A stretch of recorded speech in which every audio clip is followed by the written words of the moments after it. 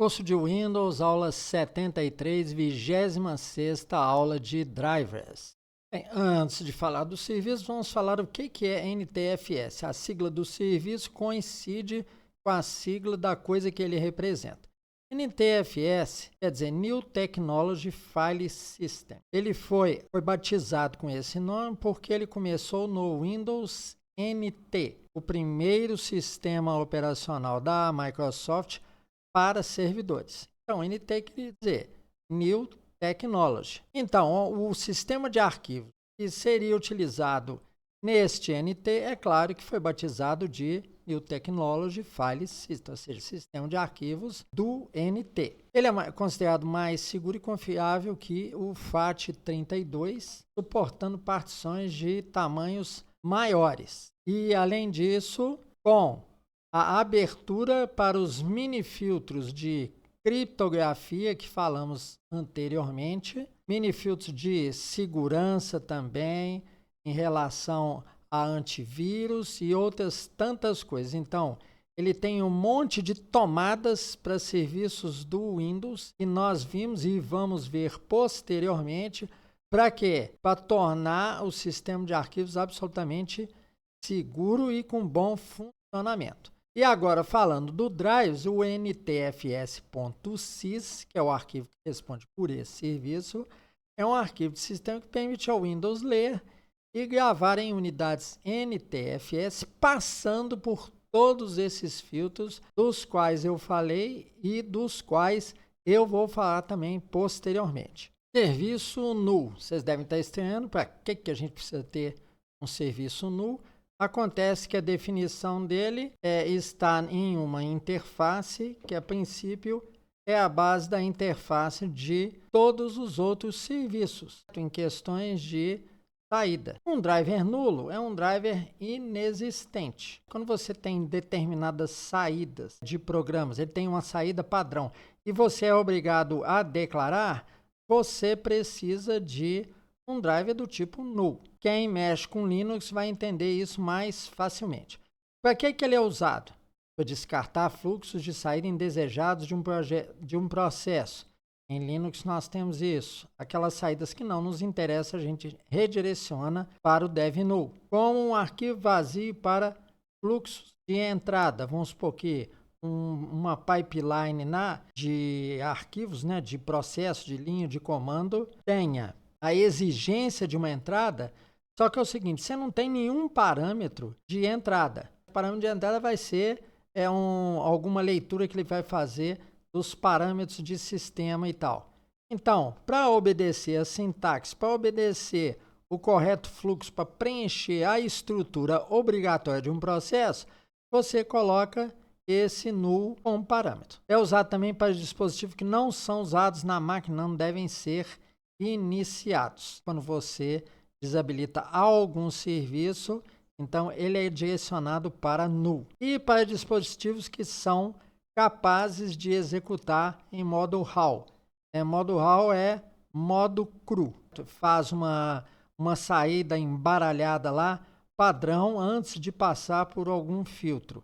Em termos de exemplo, podemos citar os vídeos. Se você ainda não tem nenhum codec instalado na máquina para responder por um determinado tipo de arquivo, você direciona para o dev null, porque ele é o modo RAW, ele é o modo cru daquele arquivo. Tá? É o modo nativo da sequência de bytes do jeito que elas vêm, sem ter passado por nenhum filtro. Serviço Part Manager. É um drive do Windows que contém instruções para particionar e gerenciar o disco de um computador. Tá, como todos os outros drivers, localizado em Windows System 32 drivers. Ele é carregado durante a inicialização do computador e não do sistema.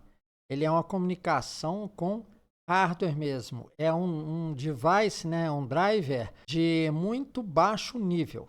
Esse prefixo part se refere a particionamento e MGS refere a gerenciamento. Então, ele é o gerenciador de partições do Windows. Um conjunto importante de instruções podem ser corrompidas por vírus ou setores defeituosos no disco. Se a pessoa quiser fazer um atalho, um bypass no sistema para implementar rotinas dela, para travestir as DLLs do sistema. Esse é o driver que ela deve atacar. Portanto, o antivírus deve checar isso aí com muita atenção. Porque se ele for corrompido por um vírus, você pode ter que reinstalar o sistema operacional. Se ele não impedir a inicialização da máquina, provavelmente você vai notar que ela está muito lenta. E tendo acesso direto à partição, o vírus poderia fazer o que quisesse. Depois nós vamos falar mais profundamente sobre o sistema de boot, sobre o gerenciamento do particionamento do Windows, como ele é feito, como ele admite colocar junto, né, vários sistemas operacionais e você poder escolher lá, seja pelo UEFI ou não. Em último serviço dessa aula, o PCA-SVC. PCA vem do significado, né? O significado da abreviatura é Program Compatibility Assistant. É um recurso interno que ajuda a executar programas de versões anteriores do sistema Windows. E ele aqui no caso não é um .sys, tá? Esse serviço é implementado por uma DLL, PCA-SVC. Por quê? Ele é chamado em situações especiais. Quando você dá clique direito em um programa para executar em modo de compatibilidade e escolhe qual compatibilidade de sistema que você espera para aquele programa, você sabe que ele é, vamos supor, exagerando, do Windows 98. Então, você vai ter que colocar lá, né? Ele funcionava bem no Windows XP, então você vai escolher compatibilidade com XP. E assim por diante. Ele monitora os programas para evitar problemas de compatibilidade, mas você tem que escolher aquela compatibilidade mais desejada, né, mais apropriada. E se ele detectar um problema em potencial, né, ele dá recomendações para o usuário.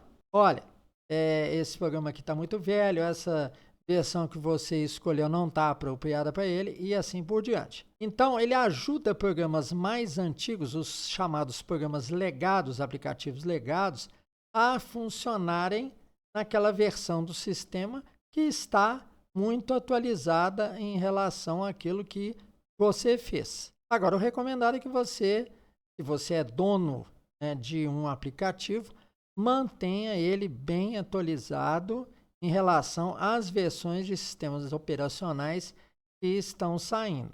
Windows, Linux e aos tipos de Linux também. Bem, desta forma terminamos a nossa aula 73 de Windows. Obrigado por sua atenção e paciência. Não deixem de acompanhar essa série de drivers que é muito importante para a compreensão do sistema operacional Windows.